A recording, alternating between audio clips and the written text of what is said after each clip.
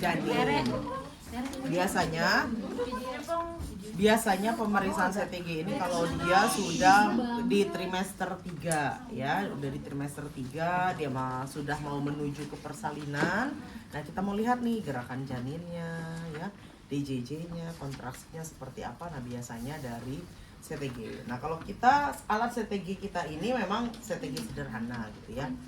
Kalau di rumah sakit dia ada yang kita pencet kayak oh nggak ada lagi di sini, bel, tau kan kayak bel. Nah, selain diperiksa di perut, nanti kita pegang. Pada saat kita berasa ada pergerakan, kita pencet. Gitu. Jadi nanti di hasil akhir berapa DJJ-nya, berapa kontraksinya, pergerakan janinnya seperti apa, itu nanti terlihat di hasil akhir gitu ya, normal atau tidak. Nah, dalam pemeriksaan CTG kita tidak boleh gerak-gerak, rebahan. Kalau memang semivolar ya udah semivolar gitu, nggak boleh gerak-gerak, karena kalau kita bergerak nanti mempengaruhi hasil gitu ya.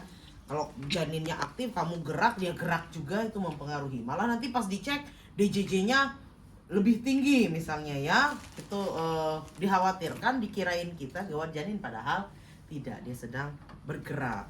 Nah, ini untuk alat-alatnya, ini yang sederhana. Ya. Apa itu?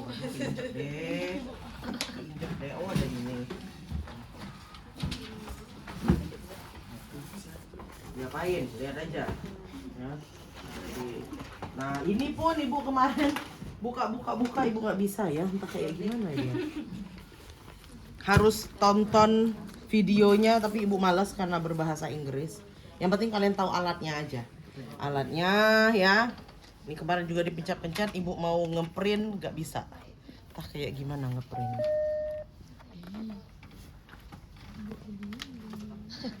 Nih ya. Nah, kemudian di sini ada dua apa ya istilahnya ya, dua probe ya, yang akan kita sambungkan dulu di sini.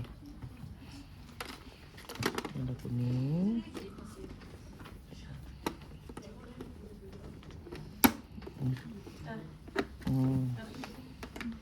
Kemudian ini yang biru.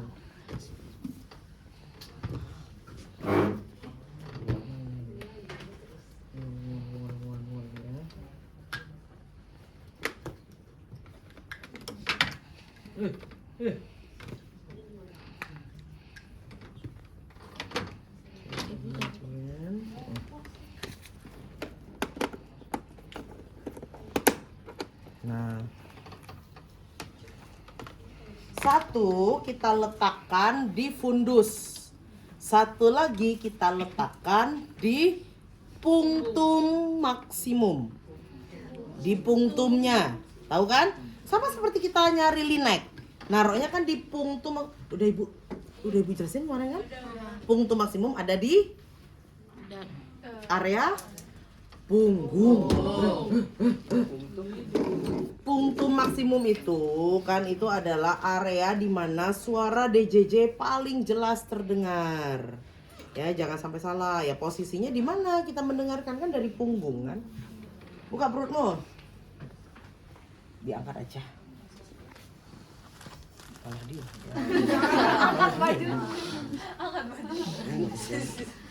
Nah, angkat aja itu. Oke, nah nanti ceritanya ini ada tali nih, tali karet. Ibu maaf ibu, angkat sedikit ibu, gitu ya. Ini, nah, tuh, ini kan perutnya gede nih kan, si ibu kan. Nah, satunya kita letakkan di fundus uteri, misal ceritanya. Satunya di punktum maksimum, misalnya ada di sebelah sana punggungnya. Tuh, nah ini untuk merekatkan.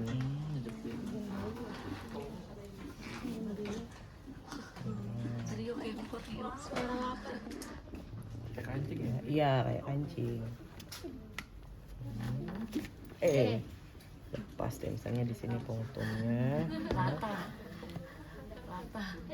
Ini ceritanya. Nah, boleh ditutup gitu ya ceritanya ya. Nah, ini di fundus.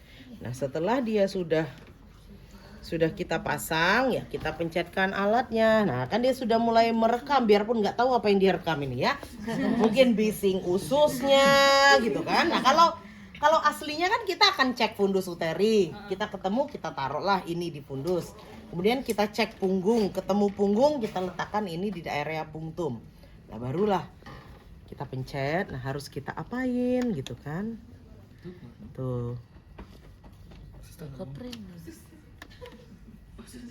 Oh harus dipencet terus ternyata. Oh ngereso. Lobet. Ya. Dari kemarin lobet. Lobet. Enggak bisa. Nah.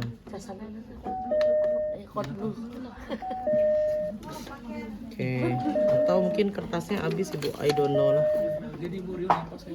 Open. Oh di begini aja ternyata. Oh udahlah, ntar aja, takut Ibu nanti patah. Ya, nah jadi kita biasanya instruksikan pasien untuk Ibu jangan bergerak gitu. Ini kalau alat ini tidak ada yang pencetan, kalau ada pencetannya tangan kamu biasa aja. Nah, sambil megang. Pas ada rasa Ibu pencet ya, tek gitu.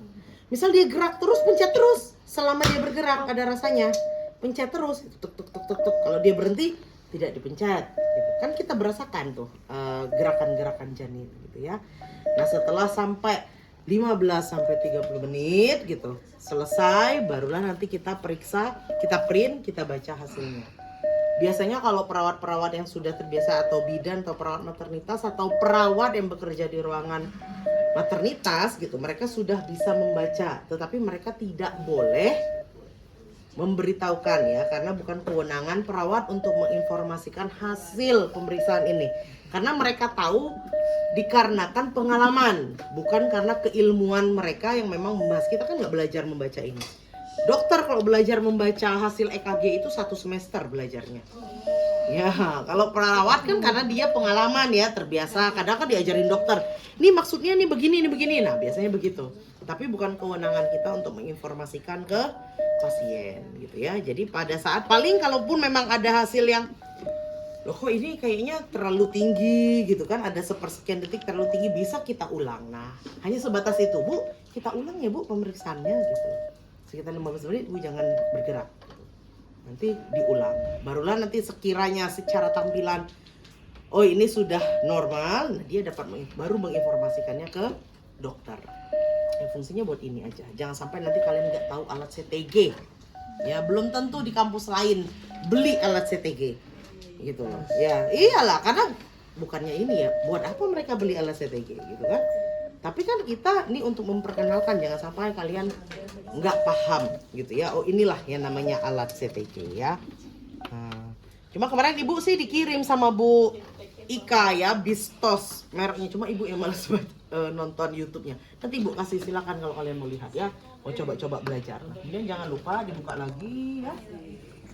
Kemudian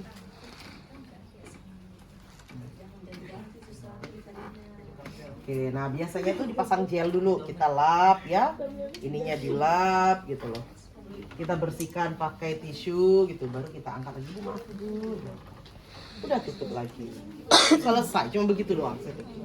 Ya, tapi kan jangan sampai kalian nggak tahu kan CTG itu seperti apa. Silakan kalau mau dipegang, mau dipencet, tapi hati-hati ya.